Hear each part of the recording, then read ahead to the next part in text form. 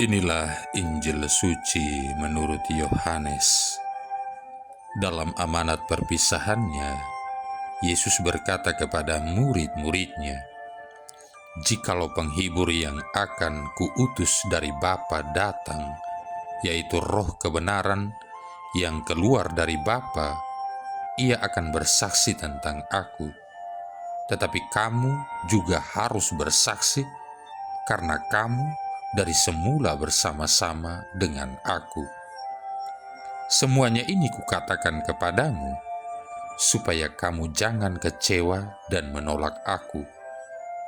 Kamu akan dikucilkan, bahkan akan datang saatnya bahwa setiap orang yang membunuh kamu akan menyangka bahwa ia berbuat bakti bagi Allah. Mereka akan berbuat demikian karena mereka tidak mengenal baik Bapa maupun Aku. Tetapi semuanya ini kukatakan kepadamu, supaya apabila datang saatnya, kamu ingat bahwa Aku telah mengatakannya kepadamu." Demikianlah sabda Tuhan. Saudara-saudari yang terkasih, saat ini rasanya sulit sekali ditemukan orang yang bersedia menjadi saksi di dalam berbagai sidang pengadilan. Alasannya sangat sederhana, tidak mau pusing dan direpotkan dengan berbagai urusan pengadilan.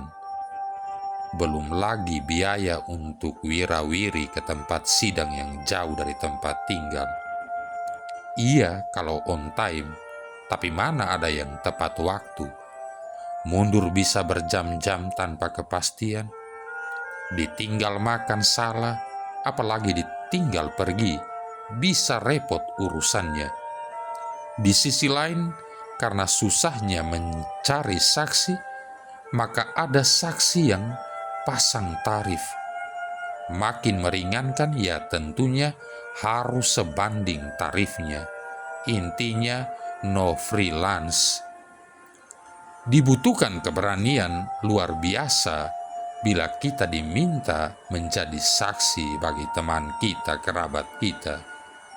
Apalagi menjadi saksi yang meringankan dakwaan para tersangka. Begitu kuatnya kesaksian kita, maka dakwaan bisa melemah dan tuntutan hukum bisa berkurang. Bahkan bisa berbalik menjadi bebas tanpa syarat. Nah, beranikah kita melakukannya? Seperti itulah roh kebenaran yang akan diberikan Allah Bapa kepada kita melalui Yesus Kristus. Roh kebenaran yang dimiliki Kristus mampu membuatnya bertahan menghadapi berbagai dakwaan dan bahkan siksaan. Adalah roh yang sama yang diberikan kepada kita. Yesus sudah menyatakan kuasanya dengan berani bersaksi di hadapan kaisar. Bahkan Yesus berani menjadi pembela kita pada hari penghakiman nanti. Saudara-saudari yang terkasih, sekarang saatnya bagi kita untuk membuktikan iman kepercayaan kita dengan berani bersaksi, mengisahkan pengalaman hidup kita bersama Kristus kepada banyak orang. Kita bersaksi akan pernyataannya serta tentang penyertaannya dalam hidup kita. Bukan untuk menyombongkan dan menampakkan atau menampilkan diri sendiri, tetapi agar orang percaya bahwa mereka juga dapat mengalami cinta kasih Allah Bapa dalam kehidupannya dalam berbagai situasi dan keadaan. Apakah kita tetap bersemangat bersaksi akan kebenaran dan keadilan? Apakah kita tetap memiliki semangat kalau kita harus menerima resiko? Kalau zaman dulu para murid dan pengikut Kristus, resikonya adalah hidupnya. Maka menjadi saksi Kristus zaman kini, justru kita bisa terancam kehidupan dan penghidupan. Lantas masih beranikah kita menjadi saksi manakala di sekitar kita terbiasa melakukan korupsi? Bukan hanya uang, termasuk korupsi waktu. Beranikah kita memilih terancam pekerjaan karena tetap memilih bersaksi memperjuangkan keadilan? Saudara-saudari yang terkasih, untuk menjadi sama dengan yang lain tidak dituntut keberanian, tetapi menjadi saksi atas nama kebenaran, keadilan, apalagi mengatasnamakan Kristus, memang dibutuhkan keberanian luar biasa. Bersaksi sebagai saksi Kristus yang secara konsisten mengatakan yang benar, membela yang lemah, dan memperjuangkan keadilan. Bersaksi akan kasih-Nya yang telah membebaskan kita dari belenggu dosa. Bersaksi lewat karya dan usaha kita yang bersih dari penyelewengan. Semuanya ini membutuhkan roh keberanian. Kalau tidak, maka kita akan mudah tergelincir karena kesombongan akibat memberitakan keakuan kita, ataupun kita malah memilih mengambil posisi enak, diam 1000 bahasa tanpa kata, bahkan tanpa tindakan.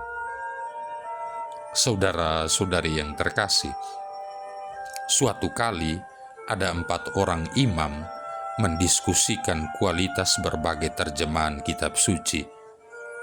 Yang seorang menyukai gaya King James karena kesederhanaan dan kelancaran bahasanya. Yang lainnya menyukai gaya standar Amerika sebagai yang terbaik karena sangat dekat dengan bahasa asli Ibrani dan Yunani. Imam yang ketiga mengunggulkan terjemahan Moffat sebagai yang terbaik karena menggunakan gaya bahasa kontemporer. Imam yang keempat hanya berdiam diri. Ketika diminta untuk mengungkapkan pendapatnya, ia menjawab, "Saya menyukai terjemahan ibuku sebagai yang terbaik." Ketiga imam lainnya tertarik dan ingin mengetahui terjemahan yang dimaksud. "Baik," ia menerangkan, "ibuku menerjemahkan kitab suci ke dalam hidup hariannya, dan inilah terjemahan terbaik yang sungguh meyakinkan yang pernah saya saksikan." Marilah berdoa. Allah Bapa sumber kegembiraan, kami abdi-Mu yang setia, Kau luhurkan dengan kesucian mulia. Maka kami mohon, kobarkanlah dalam diri kami api Roh Kudus yang menyala-nyala dalam hati kami, agar berani bersaksi tentang Injil-Mu. Dengan pengantaran Yesus Kristus Putra-Mu Tuhan kami, yang bersama dengan Dikau dalam persatuan Roh Kudus hidup dan berkuasa, satu Allah sepanjang segala masa. Tuhan memberkati kita sekalian, Bapa, Putra, dan Roh Kudus.